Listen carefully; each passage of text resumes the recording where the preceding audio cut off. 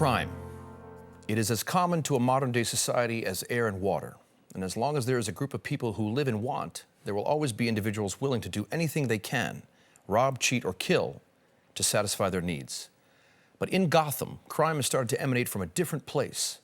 Over the last few weeks, there's been a rise in crimes without motive that are so demented, none of us can understand why they were committed. I'm Mike Engel, and tonight we delve into the city's underground to get a status report on just how bad it is on our streets. Now, we do this not to frighten you. We do this only to inform you of a growing problem that threatens our city. The last thing we want is for you to be in a situation similar to what Steve and Andrea Otis found themselves in with their 17-year-old son. The police said he took something they call ecstasy. It's supposed to give you a feeling of euphoria. It's still hard for us to believe what happened, especially to a boy like Tim. Did he ever use drugs before, or was that night the first time? As far as we know... It's the only time he ever took drugs, ever. Steve and Andrea's son, Tim, graduated high school last May and was on his way to a top university when he and his friends celebrated the night away here.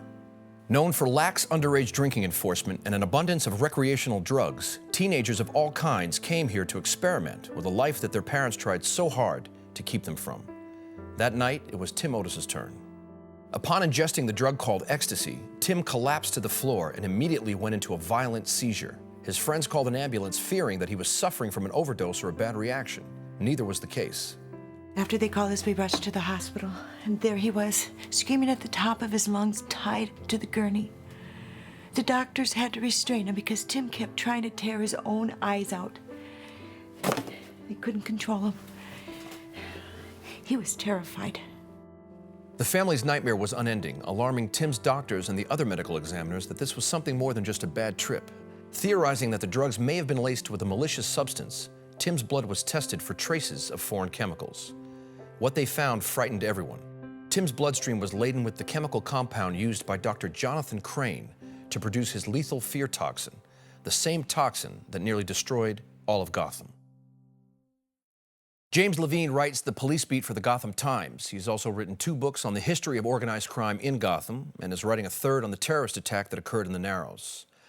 James, this is some scary stuff. Scary indeed. Now, before we get into this further and discuss whether Dr. Jonathan Crane is behind it all, let's start off where organized crime stands these days. Harvey Dent recently indicted Sal Maroni.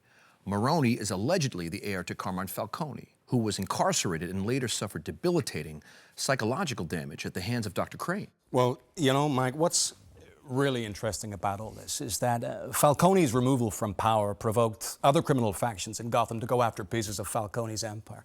Now, Sal Maroni made it clear that this wasn't a good idea. However, Maroni, who prides himself on being a charmer when he's more of a schemer, has reportedly embraced these other criminal organizations rather than declaring war against them. Embrace them how? Well, reports suggest that Maroni and the rest of Gotham's criminal factions have banded together. And statistics support this, as there's been absolutely no incidences of violence between these factions in the last couple of months, which is remarkable given the vicious history of organized crime within this city. James, wait a second. What you're saying then, is this some sort of détente? No. What I'm saying is some kind of conglomeration.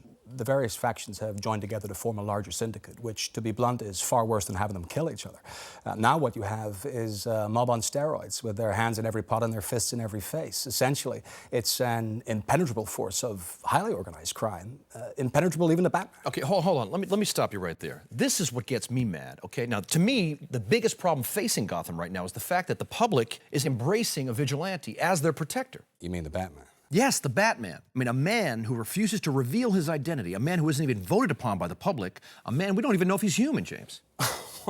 What do you think, Mike? He's a bat? Look, a number of eyewitness accounts have put him at different places at the exact same time. I mean, how do you explain that to the people of Gotham? No, Mike, you've been ridiculous. Let me make my point. The point is, this mega mob that you are telling us is such a threat. My feeling is that the Batman is worse, because before you know it, he's going to inspire the whole city to take the law into their own hands. And what do we have? We have anarchy, complete and utter chaos. You ever think where we would be without Batman? Now, that would be chaos. Our government has broken its social contract with its citizens, Mike, one that promised justice, order, and security. When that contract is violated, someone needs to rise up and repair it. Batman has. Now, what about Harvey Dent, James? Can't he do that for the city of Gotham? Harvey Dent will play a big part in this, but he can't do it alone. This city is facing some major threats. What happened to the Otis kid? Tip of the iceberg. You bring up a good point. Now, what about this case, James? The police say that Dr. Crane is in fact dead. The situation with these spiked drugs speaks to a very different situation. Well, what we know is that Dr. Jonathan Crane was in fact involved in the fear toxin assault on the Narrows 9 months ago. No, come on, everybody knows that Crane is dead. Mike, his body was never recovered, and the hundreds of Arkham inmates that escaped from the asylum disappeared during the attack. Now, what happened to them? No one knows, but there have been several sightings of a man who fits Crane's description leading an army of what is described as truly disturbed people. Now, what leads me to believe these sightings are indeed valid is one recurring detail in them all. Which is? The man leading the pack wears a burlap sack over his head, which was part of a scare tactic the doctor implemented on his inmates. There's certainly some very strange stuff. A man with 6 fingers is strange, Mike. This is alarming. My only hope is it doesn't get any worse, but when you hear stories like the one about the large shipment of ammonium nitrate that was stolen off the docks last week by a perpetrator who was crazy enough to smile into the surveillance camera, I start to think it's time to move to another city. You have any idea what a lunatic can do with that much ammonium nitrate, Mike?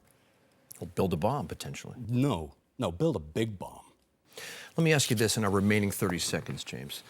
There is, to me, no doubt here that there's a growing trend of deranged crimes that are being perpetrated by equally deranged individuals for motives that are unknown to us all. Meanwhile, we have a man that's dressed up like a bat who is literally waging war on the city streets. I mean, you don't think one has to do with the other. I mean, that is to say, Batman, whether he's a hero or a nutcase, is encouraging and actually inspiring other nutcases to do what? Either stop him or top him. Well, I haven't thought about it like that. Potentially, yes. Well, that's why the Batman's got to be stopped. I mean, he's got to be brought to justice to stop the escalation. James, we thank you for being with us today. And thank you for watching. Please join me in 2 weeks for an interview with the head of the Falcone crime family, Sal Maroney, who claims Commissioner Loeb and the Gotham PD should be the real defendants in Harvey Dent's case against him. And next week, tune into Lydia Filingeri's profile on the rising star within Gotham's police department, Lieutenant Jim Gordon. Will Lieutenant Gordon be the man who will turn this city around? Or does Gordon's rumored association to the Batman cast a shadow of doubt on him that Harvey Dent should be concerned about? I'm Mike Engel. Good evening. This is Gotham Tonight.